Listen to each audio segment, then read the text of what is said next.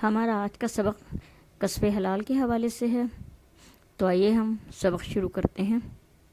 روزی کا حصول انسان کی فطری ضرورت ہے۔ اسلام دین فطرت ہے اور انسان کی فطری خواہشات کی تکمیل کو پسندیدگی کی نظر سے دیکھتا ہے۔ اسی لیے اسلام نے اس بات پہ زور دیا ہے کہ انسان کسب حلال اختیار کرے۔ کسب کے معنی کمانا ہے، اس کے علاوہ اس کے معنی میں تلاش اور طلب رزق کا مفہوم بھی شامل ہے۔ حلال کا لفظ حرام کے مقابلے میں استعمال ہوتا ہے، یعنی روزی کمانے کے ایسے طریقے جنہیں دین اسلام جائز قرار دیتا ہے وہ حلال ہیں، اور اگر شریعت کے حرام کردہ ذرائع کو اختیار کر کے روزی کمائی جائے تو وہ کسب حرام ہے۔ اب ہم دیکھیں گے کہ کسب حلال کی اہمیت کیا ہے۔ اسلام زندگی کے بارے میں ایک واضح نقطہ نظر رکھتا ہے، یعنی بعض چیزوں کو جائز قرار دیتا ہے اور بعض چیزوں کو حرام قرار دیتا ہے۔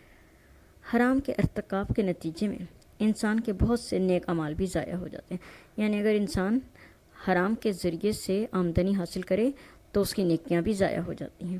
ایک حدیث میں نبی کریم صلی اللہ علیہ وآلہ وسلم نے ارشاد فرمایا کہ جس شخص کے لباس اور غذا میں حرام شامل ہو وہ اللہ تعالیٰ کو جتنا بھی پکارے اس کی دعا قبول نہیں ہوگی۔ اسی طرح ایک اور جگہ پہ آپ نے ارشاد فرمایا کہ حرام کے ایک لقمے کی بنا پر 40 دن کی نماز قبول نہیں ہوتی۔ اللہ تعالیٰ نے قرآن کریم میں جگہ جگہ رزق حلال کمانے کی ترغیب دی ہے۔ ایک جگہ اللہ تعالیٰ نے ارشاد فرمایا یا ایھا الذین آمنوا کلوا من طیبات ما رزقناکم، اے ایمان والو تم ان پاکیزہ چیزوں میں سے کھاؤ جو ہم نے تمہیں عطا کی ہیں۔ اسی طرح نبی کریم صلی اللہ علیہ وآلہ وسلم نے ارشاد فرمایا طلب کسب حلال فریضۃ بعد فریضۃ، حلال روزی طلب کرنا دوسرے فرائض کے بعد ایک اہم فریضہ ہے۔ اسی طرح ایک اور جگہ پہ آپ نے ارشاد فرمایا اللہ نے تم پر سعی و کوشش فرض کر دیا، اس لیے تم کوشش کرو۔ آپ صلی اللہ علیہ وآلہ وسلم نے یہ بھی ارشاد فرمایا اذا صلیتم فجر فلا تناموا عن طلب ارزاقکم، جب تم نماز فجر ادا کر لو تو سو نہ جاؤ بلکہ رزق کی تلاش میں نکل کھڑے ہو۔ یہاں یہ بات بھی ضروری ہے کہ ہم یہ دیکھیں کہ کسب حلال کے آداب کیا ہیں۔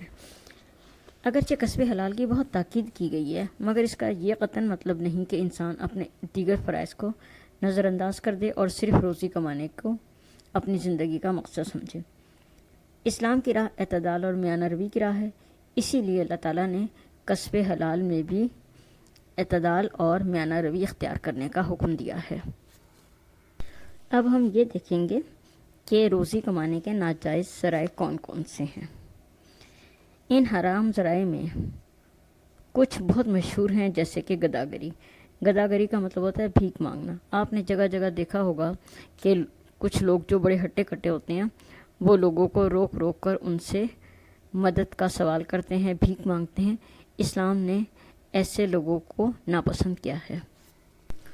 روزی کمانے کے ناجائز ذرائع میں ایک ذریعہ جوا ہے، کیونکہ جواری بغیر محنت کے امیر ہونا چاہتے ہیں، اس لیے اسلام نے اس ذریعہ آمدنی کو سخت ناپسند کیا ہے اور سخت طریقے سے حرام قرار دیا ہے۔ روزی کمانے کا ایک ناجائز طریقہ یہ بھی ہے کہ انسان کوئی تجارت کرے اور اس میں ضرورت سے زیادہ منافع حاصل کرے، جیسے آج کل لوگ بگ سیل کے ٹائٹل لگا کر زیادہ سے زیادہ آمدنی حاصل کرتے ہیں۔ یہ بھی اسلام کے لحاظ سے ناپسند اور حرام ذریعہ آمدنی ہے۔ اس کے علاوہ رشوت، خیانت، دوسروں کا حق مارنا، یہ سب بھی ناجائز ذریعہ آمدنی ہے۔ اللہ تعالیٰ نے جہاں حلال روزی کمانے کا حکم دیا ہے وہاں حلال کمائی کو خرچ کرنے کے آداب بھی سکھائے ہیں۔ اس سلسلے میں اللہ تعالیٰ نے ایک اصولی بات بتا دی ہے اور فرمایا کلوا واشربوا ولا تسرفوا انہ لا یحب المسرفین، کھاؤ اور پیو اور فضول خرچی نہ کرو، اللہ تعالیٰ فضول خرچی کرنے والوں کو پسند نہیں کرتا۔ رزق حلال کے حوالے سے ایک بہت گہری بات، قدرت نے ایک لقمہ پیٹ تک پہنچانے کا کتنا اچھا انتظام کیا ہے۔ گرم ہوتا ہے تو ہاتھ بتا دیتے ہیں، سخت ہوتا ہے تو دانت بتا دیتے ہیں، ترش یا بدمزہ ہوتا ہے تو زبان بتا دیتی ہے، اور اگر باسی ہوتا ہے تو ناک بتا دیتی ہے۔ لیکن یہ حلال ہے یا حرام ہے، اس کا فیصلہ ہم نے خود کرنا ہوتا ہے، یعنی رزق حلال حاصل کرنا انسان کا اپنا فیصلہ ہوتا ہے۔ تفہیم، اس میں ہم پہلے دیکھیں گے کہ خالی جگہوں پہ کون کون سے الفاظ آئیں گے۔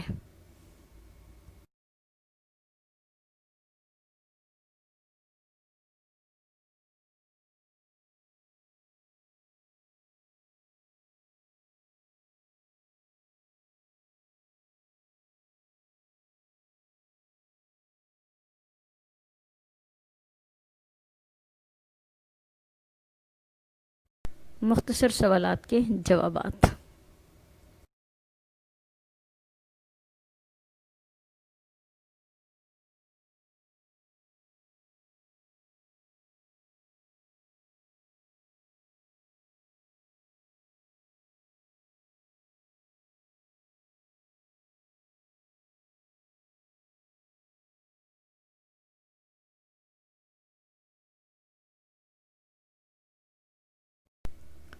تفصیلی جوابات۔